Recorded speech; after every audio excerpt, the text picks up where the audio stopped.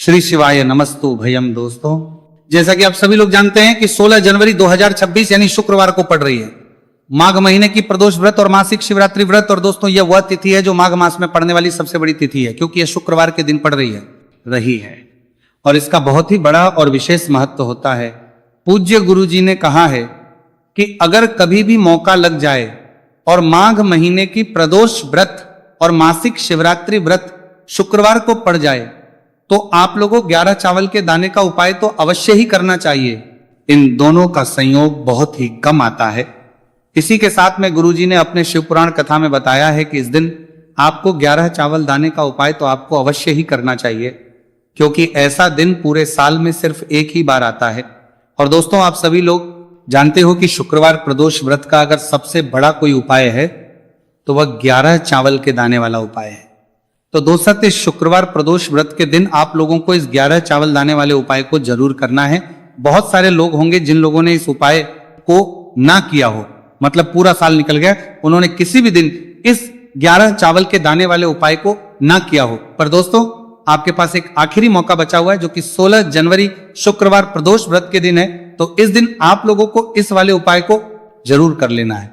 भले ही आप पूरे महीने भर इस उपाय को ना किया हो, पर अगर आपने इस माघ महीने की प्रदोष व्रत के दिन अगर इस वाले उपाय को कर लिया तो आपको इस उपाय को करने का वह फल मिलेगा जिसकी आपने कभी कल्पना भी नहीं करी होगी।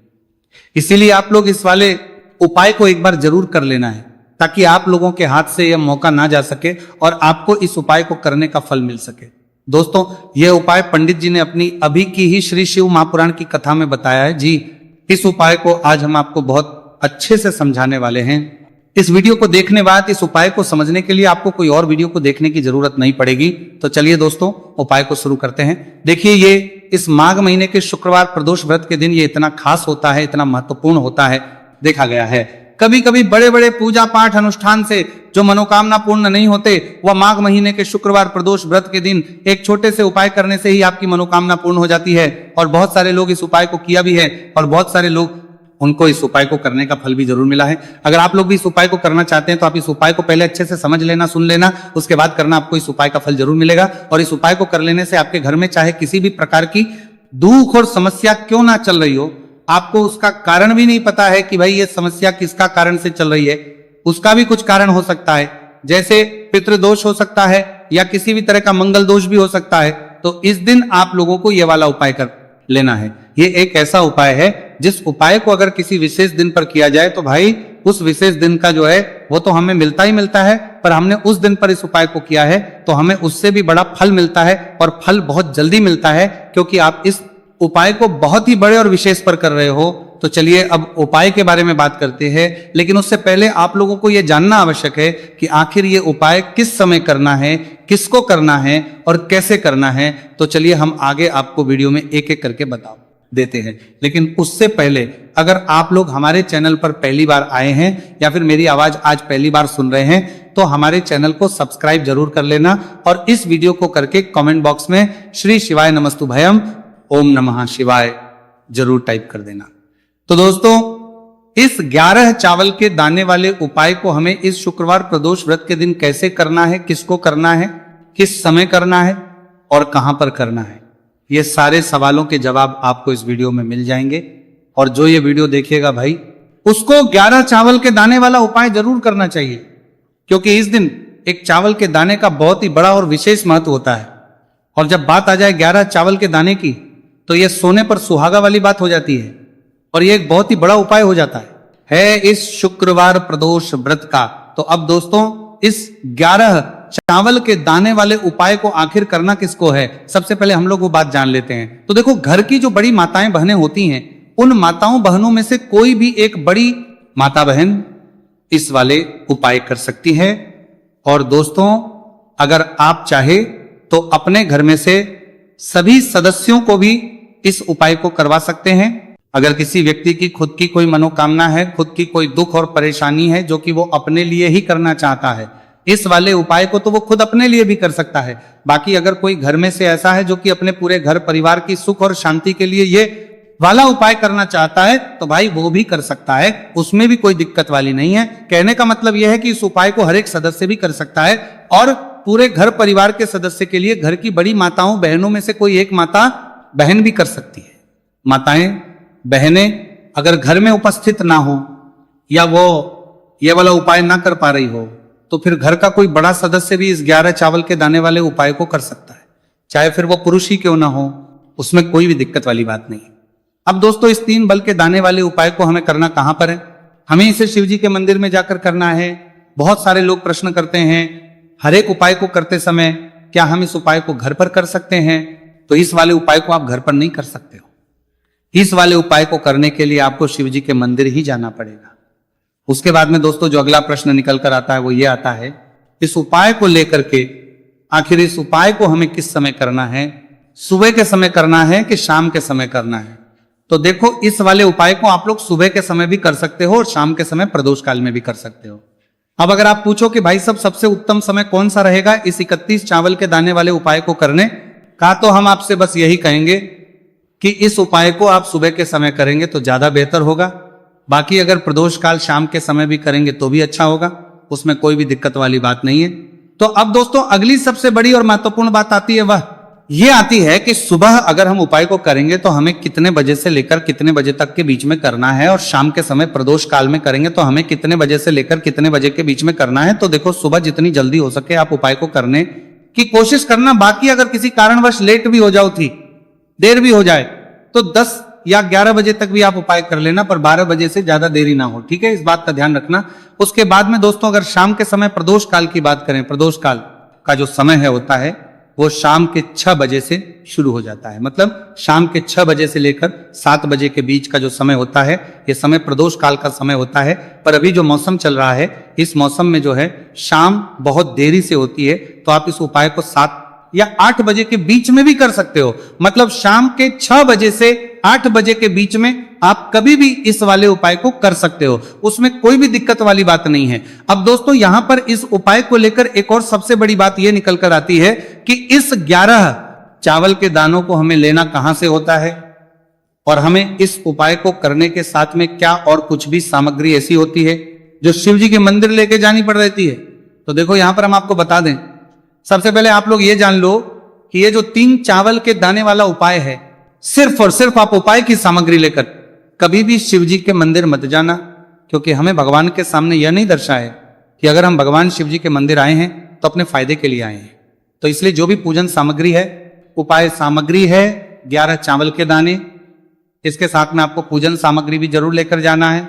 देखो अगर सुबह के समय उपाय कर रहे हो तो सीधी सी बात है 1 लोटा जल तो आप लेकर जाओगे ही जाओगे। वही 1 लोटा जल अगर मिट्टी का जल हो तो बहुत अच्छा रहेगा। मिट्टी का जल कैसे बनाता है इसके लिए हमने पहले से बहुत सारी वीडियोस बना दी है आपके पास। इस दिन एक आखिरी मौका रहेगा मिट्टी का जल शिव जी पर चढ़ने का और उपाय को करने का, बहुत बड़ा आपको इस दिन फल मिलेगा। तो इसीलिए इस दिन हो सके तो भाई मिट्टी का जल चढ़ाना, तो अपने साथ में कम से कम 1 लोटा जल तो आपको लेकर जाना ही जाना है। अगर मिट्टी का जल नहीं है तो घर का जल भी आप इस्तेमाल कर सकते हो।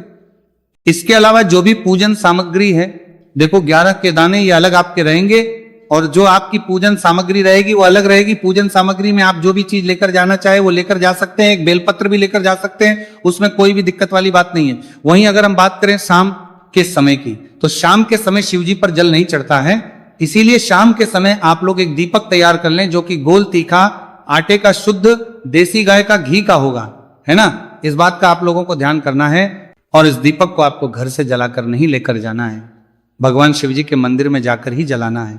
इस बात का भी आप लोगों को ध्यान रखना है। अब दोस्तों यहां पर हमें इस बात को समझना है कि यह 11 चावल के दाने हमें लेना कहां से है। क्या हमें दुकान से लेकर आना है या हमें अपने घर से लेना है या कहां से लेकर आना है और कौन से चावल लेना है, क्योंकि चावल भी बहुत प्रकार के होते हैं। तो देखो इन सभी सवालों के जवाब आप लोग एक बात में सुन लो कि भाई जो उपाय है, इस उपाय में आपको यह नहीं देखना है कि भाई कौन से चावल है कौन से चावल नहीं है। बस जो भी चावल ले रहे हो वो चावल का दाना सबूत होना चाहिए, मतलब साबुत होना चाहिए, टूटा हुआ नहीं होना चाहिए, कटा पीटा नहीं होना चाहिए। यह बात आपको ध्यान रखना है। बाकी आपका चावल बासमती हो या सादा चावल हो या कोई सा भी चावल हो, उसमें कोई भी दिक्कत वाली बात नहीं है।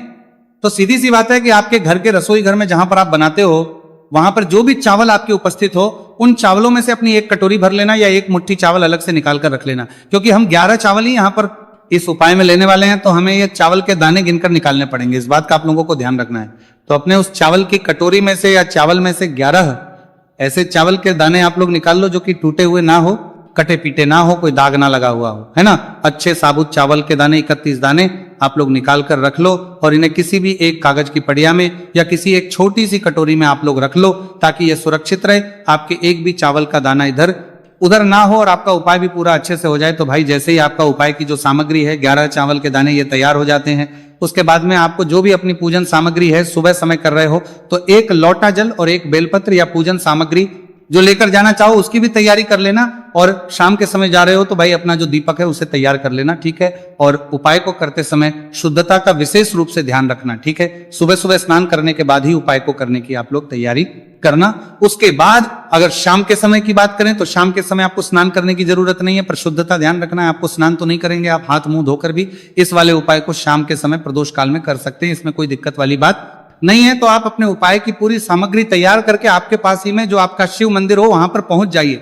सबसे पहले शिव मंदिर में जाकर आप लोगों को उपाय नहीं करना है, पहले भगवान के दर्शन करना है, भगवान से आशीर्वाद प्राप्त करना है, फिर शिव जी की शिवलिंग के पास में आना है। शिवलिंग के पास में आने के बाद जो पूजन सामग्री लेकर आए हुए हैं, जैसे कि सुबह गए हुए होंगे तो एक लोटा जल और जो भी पूजन सामग्री लेकर आए हैं आप उनसे भगवान शिव जी की पूजन कीजिए। सबसे पहले तो एक लोटा जल ही चढ़ेगा, फिर आपको एक बेलपत्र श्री शिवाय नमस्तु भयम का जाप करते हुए शिवलिंग पर चढ़ा देना है। उसके बाद में आपकी पूजन सामग्री चढ़ेगी। उसके बाद में अगर दोस्तों शाम के समय अगर आप इस उपाय को कर रहे हो तो अपने साथ कम से कम एक जो दीपक है गोल बाती का जो आप अपने साथ में लेकर गए हो उस दीपक को मंदिर में जाकर अपनी माचिस से जलाना है और उस दीपक को शिवलिंग के पास में रखना है, ठीक है। इस दीपक को रखने के बाद ही आप लोगों को अपना ये वाला उपाय शुरू करना है और दीपक को ज्यादा पास में मत रखना, वैसे भी गर्मी पड़ रही है, भगवान शिव जी को आंच नहीं लगनी चाहिए, है ना। तो भाई जैसे ही आपकी पूजा अर्चना हो जाती है आप भगवान शिव जी को प्रसन्न कर लेते हैं, उसके बाद शिवलिंग के पास ही में आप कहीं पर बैठ जाइए सामने या आसपास जिस जगह पर आपको बैठना हो वहां पर बैठ जाइए और अपने वो 11 चावल के दाने अपने सामने निकाल कर रख लीजिए, क्योंकि अब यहां पर उपाय को यहां पर करने की आपको तैयारी करना है। और इस तरीके से जब आप उपाय करेंगे, पूजन सामग्री करने के बाद, पूजन अर्चना करने के बाद, तो आपको उपाय का फल बहुत जल्दी और बहुत होकर मिलेगा। तो अपने चावल के अपने सामने निकाल कर रख लेना। और ये जो उपाय है ये आपकी सीधे हाथ की हथेली से होगा, इसलिए इस बात का भी विशेष रूप से ध्यान रखना है। तो सीधे हाथ की हथेली का प्रयोग करके ही आप लोग अपना इस वाले उपाय को करना। अपने सामने जो भी आपके कागज की पुड़िया है उसको खोलकर रख लो या कटोरी है तो भाई उसे अपने सामने रख लो और अपने वो 11 चावल के दाने निकाल लो, ठीक है। उसके बाद में दोस्तों अब आपको क्या करना है कि शिवलिंग आपके सामने होगी तो आपने वो 11 चावल के दाने एक एक करके जहां पर आपने बेलपत्र चढ़ाए आपको शिव जी के शिवलिंग के ऊपर चढ़ाना है। कहां पर चढ़ाना है? शिवलिंग के ऊपर चढ़ाना है और कहीं पर भी नहीं चढ़ाना है। आपको अपने हथेली से तो शिवलिंग के ऊपर चढ़ाना है, भले ही फिर वो अपने आप जलाधारी पर गिर जाए, मतलब वहीं पर गिर जाए, उसमें कोई दिक्कत वाली बात नहीं है, पर आप चढ़ाओ शिवलिंग के ऊपर। तो आपको क्या करना है, अपना पहला चावल का दाना उठाना है, श्री शिवाय नमस्तु भयम बोलना है और शिवलिंग पर चढ़ देना है। इसी तरीके दूसरा चावल का दाना उठा है, शिवलिंग पर चढ़ना है और मंत्र बोल देना है और फिर तीसरा चावल का दाना उठाना है, श्री शिवाय नमस्तु भयम बोलना है और चढ़ देना है। इसी प्रकार से आपको पूरे 11 चावल के दाने एक एक करके शिव जी के शिवलिंग के ऊपर चढ़ाना है और भगवान से प्रार्थना करते जाना है। मतलब प्रार्थना तो आपको आखिरी में करना है, पर हर एक चावल के दाने को चढ़ाते समय श्री शिवाय नमस्तु भयम जरूर बोलना है। उसके ही में यह चावल का दाना शिवलिंग के ऊपर आपको चढ़ाना है। जैसे ही आपके 11 चावल के दाने शिवलिंग के ऊपर चढ़ते हैं तो भाई उसके बाद में आपको क्या करना है, भगवान से अपनी मनोकामना बोलना है। मनोकामना भी कब बोलना है, जब आपका 11 चावल का दाना आपके सीधे हाथ की हथेली में हो और आप उसे चढ़ाने के लिए जा रहे हो, श्री शिवाय नमस्तु भयम बोलकर उस आखिरी चावल के दाने को शिवलिंग के ऊपर चढ़ा देना।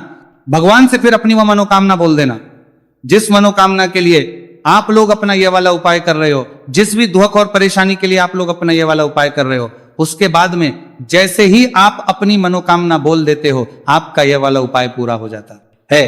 पर दोस्तों उपाय को करने के बाद आप लोगों को 2 मिनट भगवान शिव जी के मंत्र का जाप जरूर करना है और मंत्र का जाप करने के बाद भगवान से एक और बार करना है अपनी मनोकामना के लिए या अपनी जो भी दुख और परेशानी है उसके लिए। इसके बाद में आप लोग भगवान को देखकर भगवान से प्रार्थना करके उनसे आशीर्वाद लेकर वहां से उठ सकते और अपने घर पर जा सकते।